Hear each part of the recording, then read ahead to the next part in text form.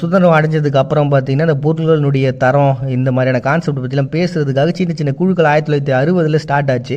But இருந்தாலும் 1966 தான் இந்த நுகர்வோர் அமைப்பு, இந்த சிஜிஎஸ்ஐ அப்படின்ற ஒரு அமைப்பே வந்து உருவாகினாங்க. ஏன்னா இந்த அமைப்பு இருந்தாலும் அவங்களுக்கான உரிமைகள் அப்படின்றது பெரிய லெவலில் இல்லாமல் வரையறுக்கப்படாமல் இருந்திருக்கு.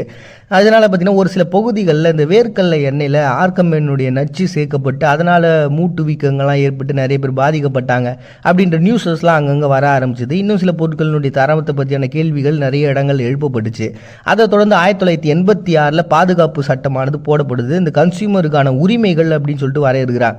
அதில் ஒரு 6 மேஜரான விஷயங்களை வச்சிருக்கிறாங்க. அந்த உணவுனுடைய பாதுகாப்பு அண்ட் அந்த உணவை தேர்வு செய்யக்கூடிய உரிமை மக்களுக்கு இருக்குது.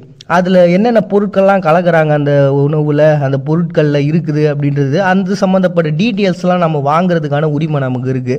அதே மாதிரி அந்த பொருளுடைய தரம் சார்ந்த கேள்விகளை கேட்கறதுக்கான எல்லா உரிமையும் நமக்கு இருக்குது. அதே மாதிரி அந்த